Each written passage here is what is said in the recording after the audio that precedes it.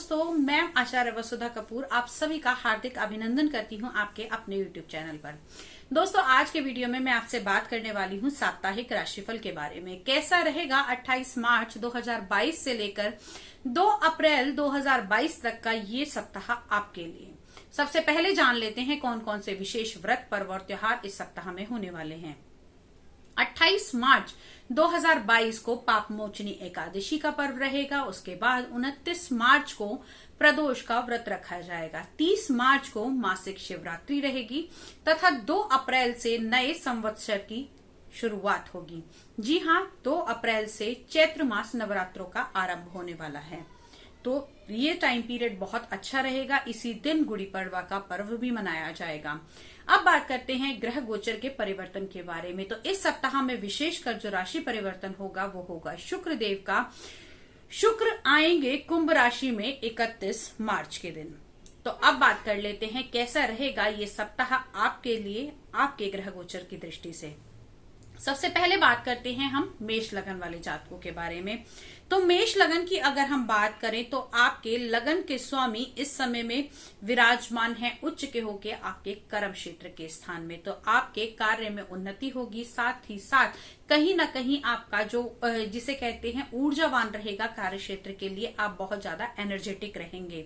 चंद्रमा आपके दशम भाव, 11वें भाव और 12वें भाव के अंदर गोचर भ्रमण करेंगे, जिसके कारण कहीं ना कहीं अगर आपका टूर एंड ट्रेवल का बिजनेस है या फिर किसी प्रकार के मेडिसिन के काम से आप जुड़े हुए हैं तो आपकी उन्नति होती हुई दिखाई देगी। साथ ही साथ जो लोग खाने पीने का कार्य करते हैं या फिर किसी स्पोर्ट्स मटेरियल को तैयार करते हैं या फिर किसी बिल्डिंग मटेरियल का काम करते हैं, उनके लिए भी ये सप्ताह बहुत ही अच्छा रहने वाला है। आपके 12वें भाव के अंदर बुध आदित्य योग, लेकिन बुध यहाँ पर नीच के होके विराजमान है। तो इस टाइम पीरियड के दौरान अगर आप किसी एमएनसी कंपनी के साथ में कुछ कार्य करना चाहते हैं तो थोड़ा सोच समझकर ही पेपर वर्क करके चले, क्योंकि आपके कहीं ना कहीं बुध तीसरे घर और छठे घर के मालिक भी माने जाते हैं, जो नीच के होके आपके हॉस्पिटल भाव के अंदर विराजमान है। छठे का स्वामी नीच का होकर 12वें भाव के अंदर विराजमान होना, जहां एक तरफ विपरीत राजयोग बनाता है, लेकिन यही नीच का होने के कारण ये इस राजयोग को थोड़ी सी दिक्कतें भी बढ़ाता हुआ दिखाई देगा। अब बात कर लेते हैं आप लोगों के लिए लकी कलर की। तो लकी कलर आप लोगों के लिए रहने वाला है गोल्डन येलो कलर और लकी नंबर रहेगा आप लोगों के लिए नंबर 9। अब बात करते हैं हम अगले लगन यानी कि वृषभ लगन वाले जातकों के बारे में। तो वृषभ लगन की अगर मैं बात करूं तो इस सप्ताह चंद्रमा आपके दशम, 11वें और 12वें भाव के अंदर गोचर भ्रमण करेंगे, जिसके कारण आपके भाग्य में उन्नति होगी, कार्य क्षेत्र में बढ़ोतरी होती हुई दिखाई देगी। 30 तारीख के बाद में जैसे ही शुक्र यानी कि आपके लगन के स्वामी राशि परिवर्तन करेंगे और आएंगे आपके कर्म क्षेत्र के अंदर, तो कहीं ना कहीं आपके कार्य में भी उन्नति होगी। साथ ही साथ जो लोग स्त्रियों से जुड़ा हुआ कोई भी कार्य करते हैं, किसी प्रकार के आभूषण बनाते हैं या फिर किसी मेकअप का कार्य करते हैं या फिर मनोरंजन के कार्य में है, कला के कार्य में लगे हुए हैं, किसी प्रकार का इंटीरियर डेकोरेशन का या खाने पीने का कार्य करते हैं, उनकी भी इस समय में बढ़ोतरी होती हुई दिखाई देगी। आपके पंचम भाव के स्वामी नीच के होके विराजमान है आपके एकादश भाव में। तो अगर आपकी संतान इस समय में कोई बड़ा डिसीजन लेने जा रही है, थोड़ा सा आपको संभल कर चलने की आवश्यकता है। बहुत बड़ा डिसीजन आपको इस टाइम पीरियड के दौरान नहीं लेना है। साथ ही साथ आप लोग अगर किसी शेयर मार्केट से जुड़ा हुआ कार्य करते हैं तो बड़ी डील करते हुए आपको 10 बार सोचने की आवश्यकता है। ओवरऑल टाइम पीरियड आपके लिए अच्छा रहेगा। लकी कलर आपके लिए रहने वाला है बेबी पिंक कलर और लकी नंबर रहेगा नंबर 10 आपके लिए, जिसे नंबर 1 भी कह सकते हैं। अब अगली बात करते हैं हम अगले लगन यानी कि मिथुन लगन वाले जातकों के बारे में। तो मिथुन लगन यानी कि आपके लगन के स्वामी नीच के होकर आपके कर्म भाव में विराजमान हैं। बुध को माना जाता है स्किन का कारक, वाणी का कारक, लेखन का कारक, ज्ञान का कारक और रिसर्च का कारक। और साथ ही साथ आपके तो लगन के स्वामी भी नीच के होकर आपके दशम भाव में विराजमान है। तो कहीं ना कहीं इस समय में आपको हेल्थ से जुड़े हुए इशू हो सकते हैं, जिसका आपके काम पर भी बहुत अधिक असर पड़ सकता है। साथ ही साथ चंद्रमा गोचर भ्रमण करेंगे आपके अष्टम भाव, नवम भाव और एकादश भाव के अंदर। तो आप लोगों की माता की हेल्थ का आपको बहुत अधिक ध्यान रखने की आवश्यकता है। कुटुंब भाव के स्वामी का अष्टम भाव में आ जाना कहीं न कहीं आपके पारिवारिक संबंधों को थोड़ा सा इस समय में खराब कर सकता है। ओवरऑल यदि हम बात करें तो टाइम पीरियड आपके लिए अच्छा रहने वाला है, लेकिन मंगल, शुक्र और चंद्रमा और शनि 4 चतुर्ग्रही योग आपके अष्टम में बन रहा है। थोड़ा सा आपको अपनी हेल्थ की तरफ से अलर्ट होकर चलने की आवश्यकता है। मंगल उच्च के होकर आपके अष्टम भाव में विराजमान है। मंत्र, तंत्र, आपको चैंटिंग इत्यादि की तरफ लेकर तो अवश्य ही जाएंगे। साथ ही साथ लकी कलर की अगर मैं बात करूं तो आप लोगों के लिए लकी कलर इस टाइम पीरियड के दौरान रहने वाला है ग्रीन कलर। ग्रीन में भी बॉटल ग्रीन कलर अगर आप यूज करेंगे तो आपके लिए अच्छा रहेगा। साथ ही साथ इस टाइम पीरियड के दौरान विशेषकर आपको गणपति की पूजा करनी है, भगवान गणेश को लड्डुओं का भोग लगाना है और आपको इस टाइम पीरियड के दौरान बुद्ध के मंत्रों का अवश्य जाप करना है, जिसके कारण आपकी वाणी से कोई भी नाराज ना हो, आपकी वाणी के कारण आपके काम ना बिगड़े। अगली राशि की बात करते हैं, यानी कि कर्क लगन वाले जातकों के बारे में बात करते हैं। तो कर्क लगन की अगर हम बात करें तो आपके लगन के स्वामी चंद्रमा आपके सप्तम भाव में विराजमान रहेंगे। जीवन साथी का पूर्ण सहयोग रहेगा। डेली इनकम में बढ़ोतरी रहेगी। साथ ही साथ प्रेम संबंध, शादी विवाह के कार्य संपन्न होंगे।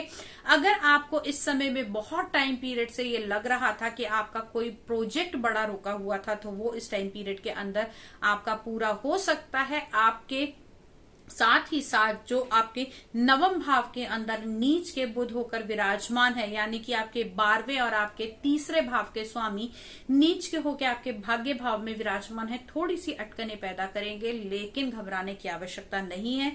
यहाँ पर सूर्य की उपस्थिति चीजों को बहुत अधिक अच्छा कर सकती है। साथ ही साथ इस टाइम पीरियड के दौरान अगर आप खाने पीने का अपना बहुत अधिक ध्यान रखेंगे तो आपको पेट से जुड़े हुई अगर कोई प्रॉब्लम है तो उससे निजात मिलती हुई दिखाई देगी। गुरु के मंत्रों का जाप करें।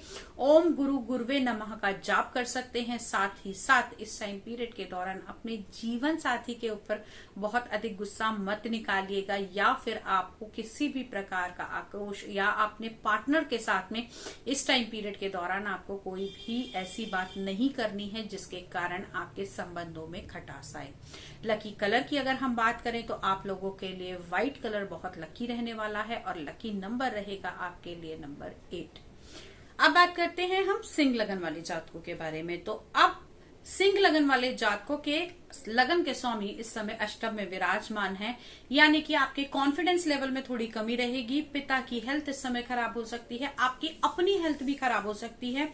और वाणी के कारक यानी कि आपके स्किन के कारक, वाणी के कारक, आपके बोलने के, आपके लेखन के कारक इस समय नीच के होकर अष्टम में विराजमान है। तो कहीं ना कहीं आपके कॉन्फिडेंस लेवल में कमी आएगी, अपनी बातों को एक्सप्रेस नहीं कर पाएंगे और अपनी वाणी के विकार के कारण आपके कुछ काम इस समय में बिगड़ सकते हैं। आपकी राशि में इस समय काल सर्प दोष बना हुआ है। काल सर्प दोष से बचने के लिए आप भगवान शिव की आराधना करें, ओम नमः शिवाय का जाप करें और आने वाले टाइम पीरियड के अंदर अगर आप चंद्रमा की स्तुति करते हैं तो आपके लिए बहुत ही अच्छा रहने वाला है। अब बात करते हैं आपकी संतान के बारे में। तो आपके संतान के स्वामी इस समय सप्तम भाव में विराजमान है, यानी कि अगर आप इस समय में संतान के बारे में सोच रहे हैं या फिर आप प्लानिंग कर रहे हैं अपनी संतान के लिए, तो टाइम पीरियड आपके लिए अच्छा रहेगा। आपके किए हुए कार्य आपके लिए अच्छे रहेंगे। साथ ही साथ जॉब प्रमोशन भी मिलने की इस समय में संभावनाएं बनी हुई हैं। आपके अगर हम देखें तो इस टाइम पीरियड के दौरान आपके लिए लकी कलर रहेगा रेड मरून कलर और लकी नंबर रहेगा नंबर 9। अगली बात करते हैं हम कन्या लगन वाले जातकों के बारे में। तो कन्या लगन की अगर हम बात करें, आपके लगन के स्वामी नीच के होकर आपके सप्तम भाव के अंदर विराजमान है। कहीं न कहीं आपकी वाणी के कारण आपको आपके जीवन साथी के साथ में कोई ना कोई लड़ाई झगड़ा इत्यादि बन सकता है, क्योंकि जहां आपके लगन के स्वामी वहीं आपके वाणी के स्वामी भी बुध विराजमान है। और कहाँ विराजमान है? सप्तम भाव के अंदर। तो जो भी लड़ाई झगड़ा दिक्कत परेशानी होगी वो आपके लाइफ पार्टनर के, आपके पार्टनर के साथ में बनने की संभावनाएं इस टाइम पीरियड के अंदर बनी हुई है। चतुर्ग्रही योग आपके पंचम भाव के अंदर विराजमान है। शुक्र, चंद्रमा, मंगल और इस समय में शनि भी विराजमान है। जिन लोगों के इस समय में संतान का योग बना हुआ है या संतान होने वाली है, अगर वो इस टाइम पीरियड के दौरान होगी तो काफी प्रतापी होती हुई दिखाई देगी। साथ ही साथ आप लोगों के कार्य क्षेत्र की दृष्टि से भी यदि देखा जाए तो आपके कर्म के स्वामी इस समय सप्तम में तो विराजमान है, लेकिन कहीं ना कहीं नीच होकर विराजमान है। तो इस समय में अपने काम के लिए कोई भी बड़ा डिसीजन ना ले, खास करके वो लोग जो किसी प्रकार के मनोरंजन के, कंप्यूटेशन के, कपड़े के व्यापारी हैं, या फिर किसी प्रकार का आप कैलकुलेशन का जैसे सीए का वर्क करते हैं या किसी भी प्रकार के ऐसे कार्य से जुड़े हुए हैं, तो कोई भी बड़ा डिसीजन इस समय में ना ले। जैसे ही बुध का राशि परिवर्तन होगा उसके बाद में अगर कोई डिसीजन लेंगे तो आपके लिए बेनिफिशियल रहेगा। अगली बात करते हैं हम लोग अगले लगन यानी कि तुला लगन वाले जातकों के बारे में। तो तुला लगन की अगर हम बात करें तो आपके लगन के स्वामी इस समय चतुर्थ भाव के अंदर विराजमान हैं।